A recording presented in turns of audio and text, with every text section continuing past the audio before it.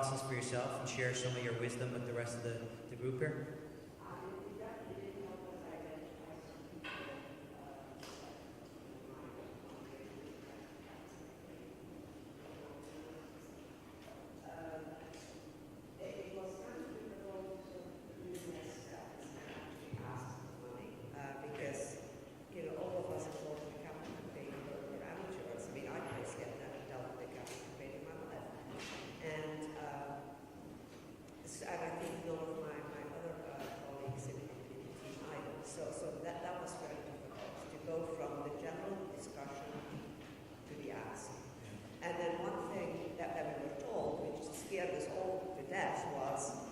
Never ask for too much, but you can ask for too little. That was scary, very scary. And actually ask for an amount. Yeah, spoken like a true fundraising consultant. No offense. It did help to have a consultant because we wouldn't even the day where we are. Yeah. And how many folks did you interview? And sort of, some people will come back and say, well, the church leadership, from a church leader's perspective, was a very engaged process. It was a very collaborative process, and it was great to get our input and input, the asked for input in terms of the future of where we're going. I mean, so it's kind of helping grow your community of faith. Well, we started first with sending out surveys to a select number of people, and that was a larger list. And then from there, we picked, I think, about maybe 30 or so people that we then interviewed more closely. Yeah, great. When you talk about making the ask, we work with, I think we've all worked with healthcare organizations, so we've worked with doctors, and we've worked with educators and deans, and we've worked with clergy, and everybody says the same thing. So you're not the only one who hates making that ask, that specific ask. It's across the whole sector. The campaign itself, let's get into a little bit about that. Maybe Steve and Jeff, you can comment on, once you finish the feasibility study process, sort of what's the next step? What do you do next to roll out a major campaign? Let's just talk about, let's say it's a building project in a particular church. So I think when you go into campaign mode, there are a few key tools that need to be developed. One is what we call a case for support, which is essentially taking maybe some of the elements that were in that background statement early on for the feasibility study and now fleshing it out and being clear on what your full story is, maybe including in there what the budget might be for that project, spelling into it various naming opportunities that might be identified. And then, so that's one thing that has to be developed, is the case and naming opportunities. The other would be then identifying and recruiting your core leadership team, and then prioritizing prospects and putting them into essentially a moves management chart where you'd be able to prioritize on that chart who are the prospects you need to see early on, hopefully to secure some of the really large gifts before then going forward with developing a public Facebook campaign with lower amounts of giving, but from more people. So I would, and then oftentimes this early part of the campaign we call the quiet phase, where you'd want to raise a lot of your money from just a few donors before going public with it to a larger congregation. Right, Steve? Yeah, and then the other thing is the feasibility study really actually gives you a tangible goal that is likely to be achieved. So how does that relate to what the project costs are? So you've got to reconcile that, and because you want to be communicating, as Jeff said, the case statement's got to communicate what it is you're raising money for and how those monies will be allocated to that case. So if you've got projects on there that you're probably not going to get to because it's not going to raise enough money, that's not a good communication vehicle. The other thing I'd add to what Jeff said is, as you're building these teams and these leaders, you've got to define what the roles are for these people, and whoever the leader of the campaign is, and what their role is going to be. And I really enjoyed our weekly meetings with our consultant, and we flushed out any obstacles and talked about how we're going to approach different circumstances, and it was really healthy to have once a week, every Monday morning, 9 o'clock. Where are we at? Where are the problems? What do we do And the other thing I did is I did a pilot because I had 107 parishes I had to run a campaign in. I picked 6 that would give me a diverse sense of where my problems are going to be, process-wise. So the pilots really helped me identify how to move forward with the other 101 parishes as I move forward. Thanks, Steve. One thing you said previously there, Steve, which I thought was great, lead with mission. And, as a bishop said to me recently, we can't do mission without money. And so just to go back to your comment about, asking for money and being concerned for asking for money, I thought that was a great way that a bishop, in this case, represented. We can't do mission without money. That was very insightful. So I'd love to hear, just because audience participation really helps, love to hear from those, one person that had a successful campaign, and anybody who did not have as successful campaign as they would have liked. Anyone volunteer here? Are we success or well, not as we successful? have both. Great. Actually. Perfect. So we had an initial, this was for a building project, and we needed to raise some money in the beginning. So there was a lot of energy at the beginning. It was the first call for this. We needed to make our building handicap accessible, and we also, it was a growing congregation in a new location, and our child care and children's ministry rooms were busting at the seams, so we really had some motivation there, and a lot of buy-in because there were a lot of families. So we did not do a feasibility study, but the vision was so narrow and specific and right there on location.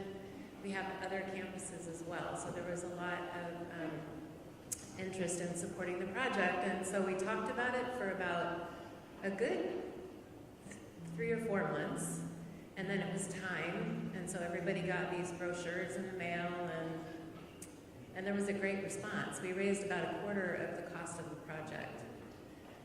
So we were able to put a huge down payment, and then we had a mortgage. So after the project was complete, we had some other issues, and I do wish we had, I forget, the second guy over in our last session.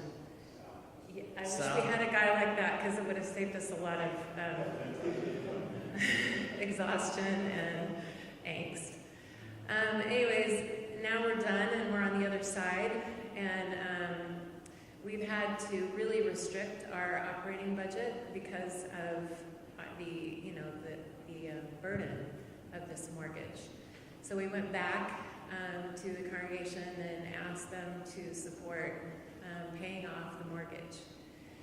And so same thing, not as much lead time, but everybody got the brochure.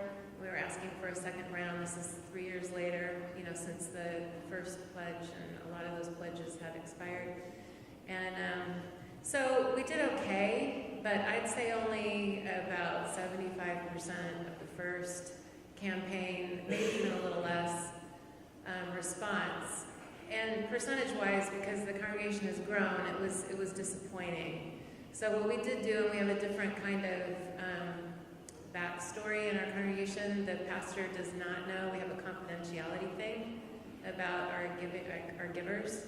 So there are only 2 of us in the whole church who know who gives what. And he did ask, this was only maybe 4 months ago, we sent out a letter over the summer to our top 100 donors and all the members, just asking for their thought, their mindful awareness of the situation, and that we really had a deep desire to get free from the debt. So anyways, again, it was a very low response. Debt reduction is the hardest thing to raise money for. It was tough. I don't think people felt it. Plus, I think and this is where we made a mistake, we have a lot of other projects that we've put in front of our people.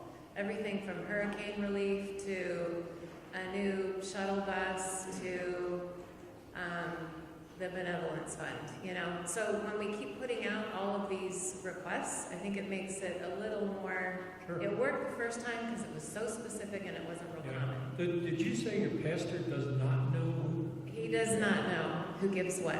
And Why he's is decided, I think he personally would rather know. It's a tradition in our church, and so the elders have kept that intact. And when he asked for the names, we put them together. You know, we sent the letter though. It was from the accounting department. Yeah, one of the things that when we go into campaigns like the one you went through there, we are big proponents of personal solicitations, but not through direct response necessarily, or not from a pulpit necessarily. Really one-on-one and making the ask.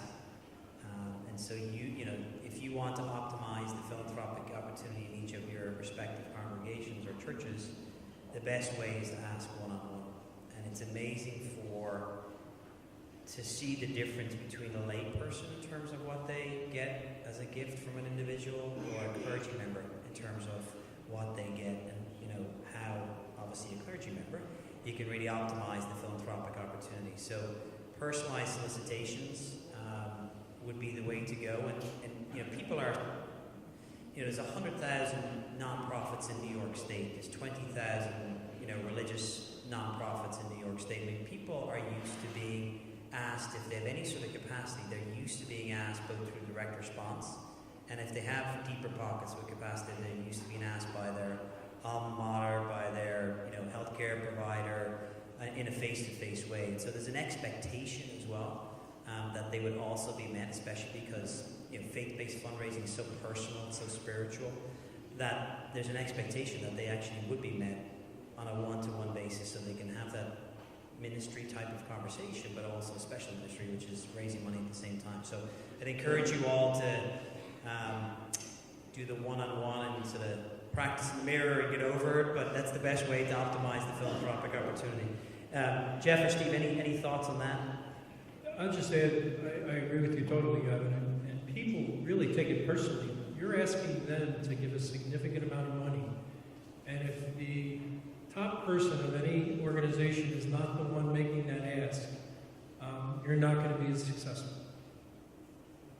It's as simple as that. People and the donors, the high capacity donors, expect that and deserve that, to be honest with you. But that's something you may want to consider for that organization. Do happen, but they are more relationally grounded. Sure. Instead of the dollar being the ticker, it's, maybe it's a lifestyle thing or involvement in the lifeblood of the church, and it comes more from there. There's a sense of affluence there. Mm-hmm. So it becomes more of a relational appeal than a dollar one. One of the things I picked up on there was you said your operational budget. Now, whether that was a result of the project and you having to pay more for the project, or whether it was the dilution maybe of the dollars you're receiving because people were trading off between the capital project and their normal operating budget. So one of the things we would all caution you on when you go down this path, and part of the due diligence you should do is, and this is why feasibility study is so important, a clear articulation and messaging of what the difference is between light and heat and all the ministries that obviously rely on the support on an annual basis from your collection or from your offertory. And then the extraordinary need in terms of a fundraising campaign, whether it be bricks and mortar or debt reduction or programmatic or endowment. Time after time, churches will go into a capital campaign, and if they don't clearly articulate that this is not one or the other, this is above and beyond, you're going to get hurt, and it's going to hurt the bottom line. So just make sure as you're thinking through the process and you're putting your messaging together, there's a clear articulation. And it's funny, sometimes my kids they have a tendency not to listen to me. I'm like, they can't hear me, and sometimes you have to hammer something over and over and over again, utilizing all the different channels that you have. So from the pulpit, in the written correspondence, verbally, from other leadership, to get the message across that this isn't a trade-off, this is above and beyond, and this is extraordinary need. Steve or Jeff, any thoughts with regard to how you might negate that from happening? Well, one way would be, I think, even in promotional material for the that could be a reminder, even within those materials, that this is over and above the operational need. Also, I think perhaps another option for the future would be to come back around with a separate message about the fact about if the operational costs have gone up or whatever, and the funds aren't at the same level, you could do a separate appeal that would be an increased appeal for annual giving. And so that might be another option, that there could be a separate messaging now that perhaps this one has been now emphasized twice. It may have run its course. The next message could be a whole story about your operational costs and how they need to be addressed, and asking everyone to give, 10% or 50% higher in your annual giving than they had in previous years. That might be the next campaign too. The other thing to consider is you can't treat everybody as the same segment. You've really got distinctly different groups, and they interpret information very differently these days. For instance, I think in a church's sense, your older parishioners tend to be more loyal and less apprehensive about your case statements. So they'll be more forgiving and give you what you need to do what you need to do in a broader sense. Whereas your millennials and your baby boomers, our millennials want value. They want to know every month where their dollar's being spent. And if your case is ambiguous or not clear, or debt reduction, you're not going to get your millennials. So you've got to recognize the various segments within your community and make sure you're communicating to them in a way they want to receive it. And your case has got to be very clear about that. And then once you convince them that it's a good case, then you've got to make sure that you've got the tools in place for them to give. And what I mean by that is millennials, they don't want to give a check anymore because they want to evaluate you monthly. So they'd rather give to you monthly. And guess what? If you don't have online giving, you're not getting a gift from a millennial because they give through their phone. Almost 100%. I mean, it's amazing what we're finding. But my point is, you got to recognize the various segments and how they affect your community, and make sure you're drilling down a little bit. Make sure your case is communicating effectively. Yeah, just the final part. There's 10 minutes left, so I just want to hit the digital piece real quick. The pledge optimization or pledge redemption, I assume people have made pledges over a window of time or a period of time, probably 3, 5 years, something along those lines. It's great that you get the pledge on a written piece of paper, but it's all right collecting on those pledges, right? So financial reporting, and Jeff mentioned impact statements on an ongoing basis are critical to optimize the philanthropic opportunity. Most of the campaigns, I think that the three of us have implemented over the years, probably 90-95% pledge redemption rate. People are going to die, unlike the bequest numbers there for the last year, but people are going to die. And that's understandable, right? So you're not going to collect on some of those things. People are going to move. But it's the constant reminder, impact, transparency as it pertains to financial reporting will optimize that philanthropic opportunity for you. Steve, Jeff, we've got 8 minutes left. Just love to get your take on some of the things that you've seen as it pertains to online fundraising, especially in a faith-based environment, that's working or not working in your perspective. Well, I think that in my experience at the Diocese of Bridgeport, we created a program, and it's actually still online today. If you went to that site, it's called Blessed Gifts, as part of their website. And what we did there is created essentially an online store for charitable giving. And so, for instance, and it goes a little bit to the discussion around millennials, but it's very clear in saying if you want to buy a family a meal, it's $20. Or if you want to purchase candles for the sanctuary, it's so much money. And so it literally broke down some needs within the budget, put dollar values next to it, and allowed people to go online. And these are for smaller gifts, usually. I mean, I think the largest gift might be $5,000. But it would be ways to kind of take your budget, break it down, and sell them in parts so that people have a sense of kind of where they're giving. And in this particular product, they were able to print off a card. So, for instance, at Christmas, instead of giving someone a gift, they could tell their friend through this card that a gift for a family a meal for a family has been purchased, and they can still give them something at Christmas with that card saying that they gave them. So it can be the same for birthday, Mother's Day, Father's Day, and it raised $200,000 a year for that program. So I think that is kind of a way we took this idea of online giving and personalized it there. If you're not doing online giving, you gotta get up to speed with that. You've got to implement some sort of online giving program. I'd also say if you're not accepting stock donations today, you've got to have somebody that really knows how to shepherd those donations through a third party and helps the donor make that an easy transaction. Because with the market the way it is, a whole lot of people are giving stock that didn't give stock before to me. And the other thing, the IRA distributions. We get more than ever this year, IRA distribution, direct contributions from donors' IRAs. It's easy, it's beneficial to them, and we have somebody that specializes in that in our office. And Gavin mentioned it earlier, we've got to start talking about planned gifts. The church is so far behind.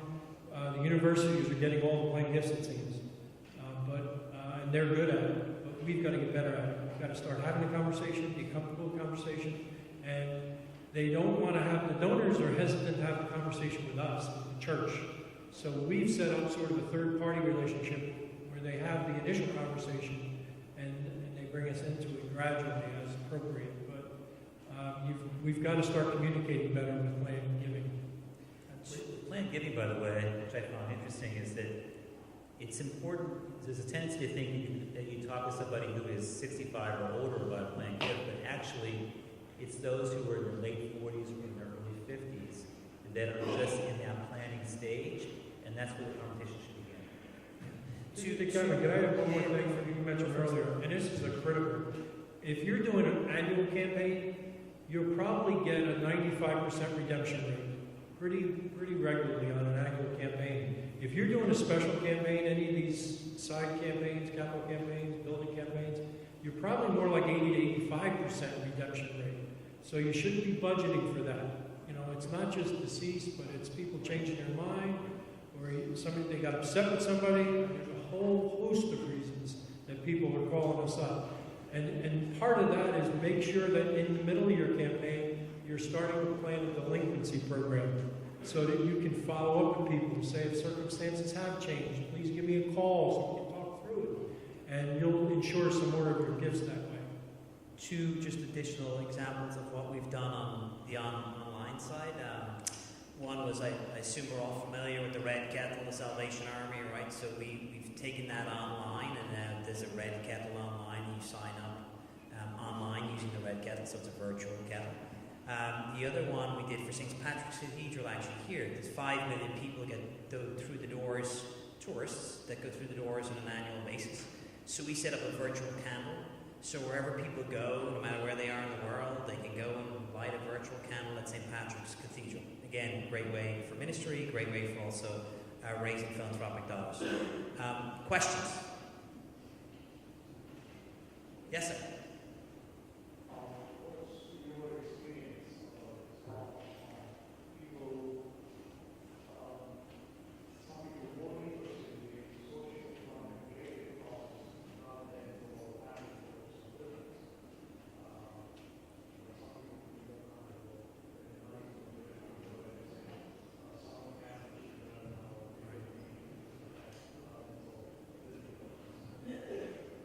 Capital or programmatic, I guess, in terms of where people's interests Well, lie. you've got to be aware of who your base is and who your donors are. And you've got to make sure that, especially in your annual campaigns, if you can tailor or target your dollars to those causes that resonate with your donors, that's the best case scenario. But in some cases, depending on what your nonprofit is, you are what you are. So it's about developing a good communication strategy about what it is you do. And how you do it well, and why it's important to support. But you know, in a church, what I've done is steer the donors' dollars to those things that resonate to my donors. I don't fund communications and administration and things like that, but I fund the ministries that support our parishioners, and that seems to resonate with them. So that's the way I look at it. I think what's important too goes back to that discussion about vision, right? Because you don't need a new kitchen. You don't need a new hall. What you need is a space because your programs are such that your outreach is changing in a different way, or there are programs that's happening in that hall that's what you're selling. And in order to make those programs work better, you need a better facility for it. I think that helps to draw some people in who don't want to just give to a new kitchen, as an example. Yeah, and I would agree with that. So one of our clients is Covenant House here in New York, and actually 15 of the sites across the country. They help homeless adolescents or adults, 18 to 21 years of age. And as we're going around raising the money, it's not about the new building. It's about the impact. It's about getting the 15,000 adults that are on the streets between 18 and 21 in the state of California off the street, and how we can do that. So, our call to action is double our impact, basically, is the tagline for the campaign, because we want to get more kids off the streets and provide them the services that they need, and the housing that they need, and the behavioral health challenges that they face. So in that case, and I would agree to you guys, it's impact, impact, impact.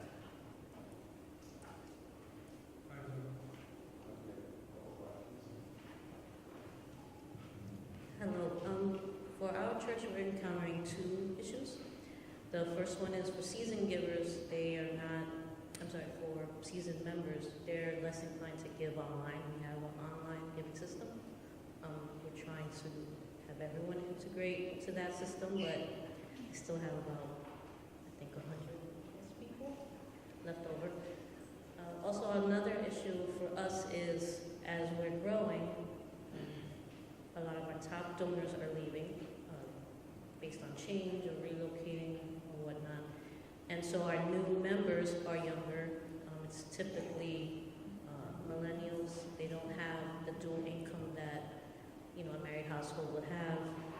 And so for us, and they also don't tithe, or they haven't started tithing the 10% that our pastor and our members usually believe in giving. So those are two issues that we encounter, and I guess we're trying to find some suggestions or solutions. Well, senior givers are very uncomfortable online, and I'm not sure we're going to get to there. So that's the reality. So we've just created opportunities for them to give us a call, and we've got a person in our office that's so good at interacting with the seniors that they feel so comfortable with her that they give her the credit card, and she goes in and processes it and shreds the information. And, or they give her the credit card for recurring gift. We've got older donors that send us 12 checks for the year and ask us to deposit one a month. And we do it. We do it. We've tried many other ways, but that's what they want. Is it December 31st?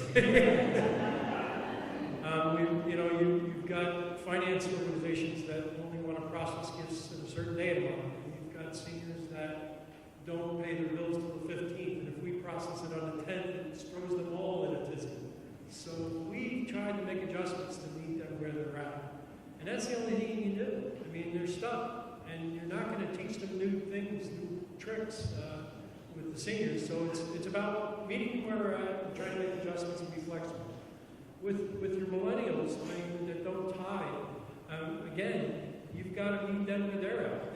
They're not going to, tithe like we envision tithing, like their parents did, and give regularly, because they don't go to church every week, for the most part. So we've got to find a way to communicate with them, number one, and then we've got to find a way for them to give through the means they want to give, which is on their mobile device.